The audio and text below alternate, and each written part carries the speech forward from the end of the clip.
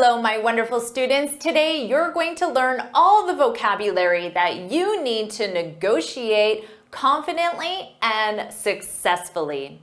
Let's begin negotiations. Welcome back to JForrest English. Of course, I'm Jennifer. Now let's get started. To negotiate. This is when you have a discussion with someone in order to reach an agreement. For example, I negotiated with the seller for a 10% discount. Notice grammatically, you negotiate with someone and you negotiate for something, a discount. You could also say we negotiated over the price or on the price. So here you negotiate on or over something, the price, the terms of the agreement. So how about we negotiate right now? You could say, Jennifer, I'll subscribe to your channel if you upload more videos. Good job negotiating with me. So put let's negotiate, let's negotiate, let's negotiate. Put that in the comments.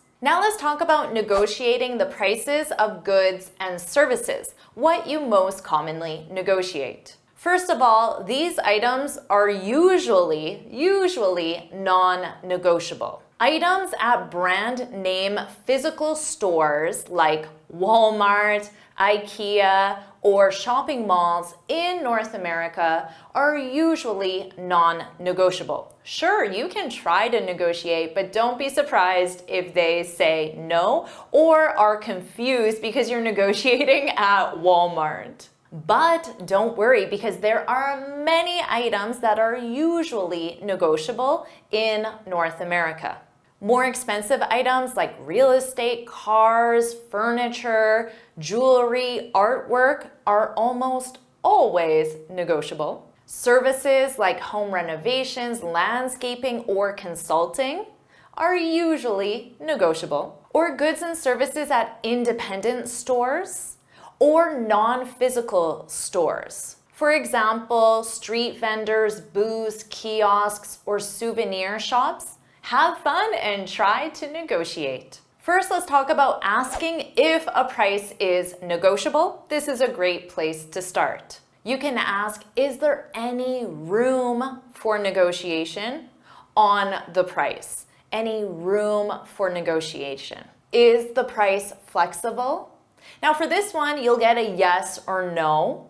But you could ask, how flexible is the price? So you're assuming the answer is yes, and you just want to know to what degree. How flexible is the price? This is a good one. If you want to be less aggressive, you could say, do you have any sales or promotions that I should know about? So you're letting the person know you're trying to get a discount or a lower price. Similarly, you can ask, are there any discounts available? One of my favorites is, what's the best price you can give me? You could also say, what's the lowest price you could give me? Then the person knows, oh, you came to negotiate. Let's say you know a item is negotiable. So let's review some phrases for negotiating prices. Whatever phrase you use, my best advice is always try to provide a reason why you should get a discount, why the person should negotiate with you,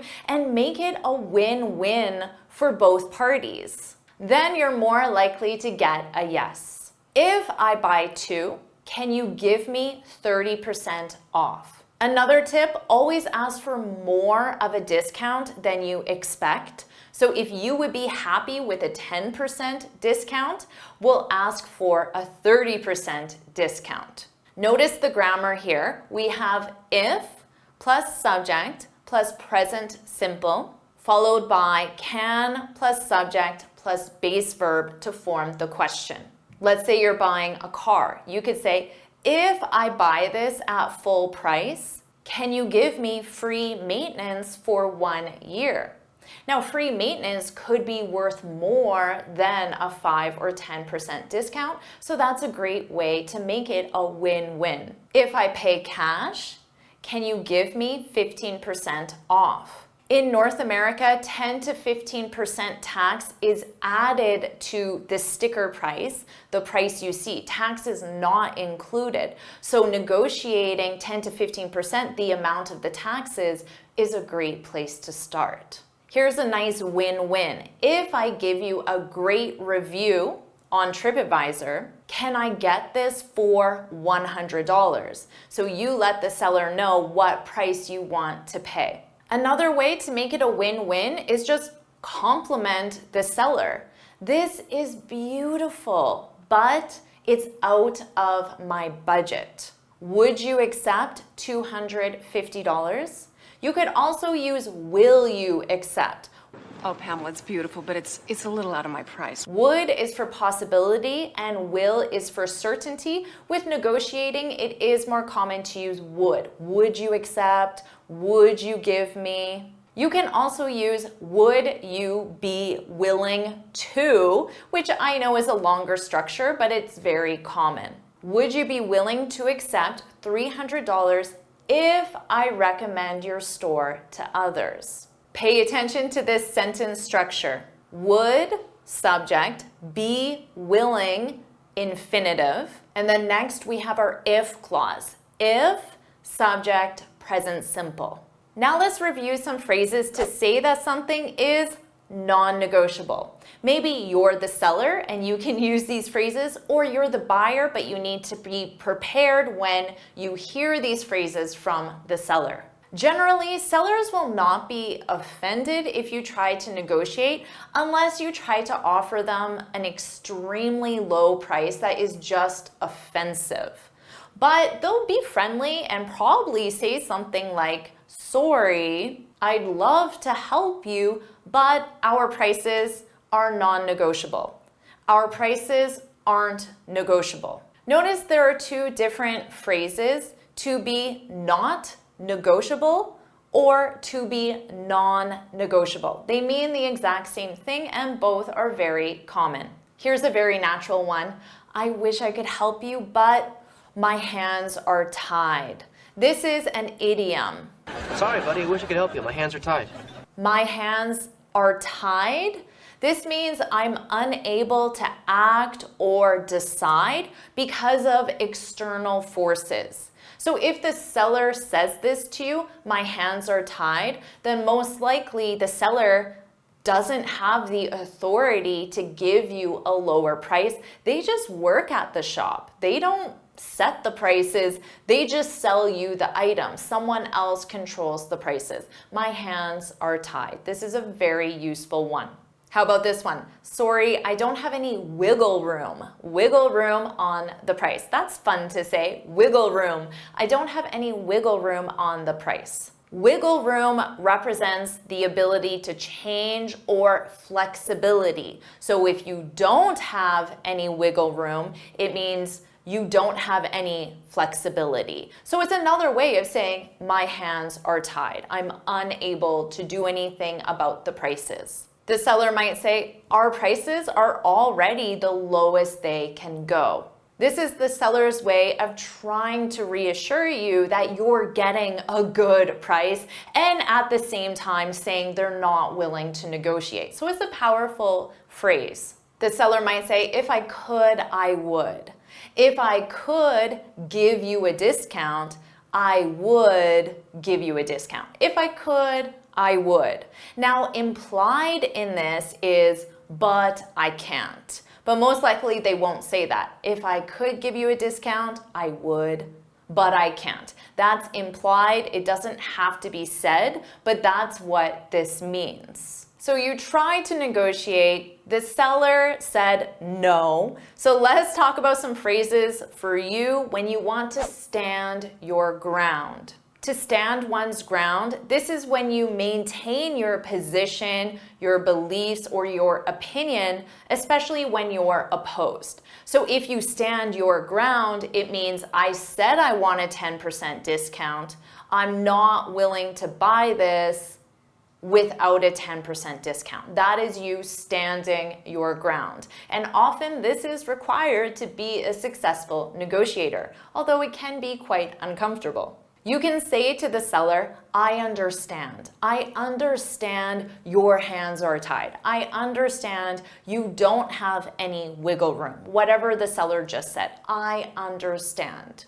But that price isn't in my budget. That price is out of my budget. So you can use to be within one's budget and then just make it negative, or you can use to be out of one's budget. They have the same meaning. And if you stand your ground, it is possible that the seller will offer you the discount. They just wanted to know how serious you were. You could also say, in that case, I'll have to pass. In that case, the case being that you don't have any wiggle room or your hands are tied. Again, whatever the seller said. In that case, I'll have to pass. When you use have to, it sounds like a forced obligation. And pass means you're not going to buy the item. I'll pass, I'll pass. I'll have to pass. I'll have to pass. Unfortunately, I can't move forward at the current price. So move forward is to complete the next step, which would be to purchase the item, but you can't. Unfortunately, I can't move forward at the current price. Please contact me if the price changes. This is another way you can open it up and try to encourage the seller to keep negotiating with you. It's too bad. It's too bad we couldn't come to an agreement. However, I appreciate your time. So it's too bad, this is something negative.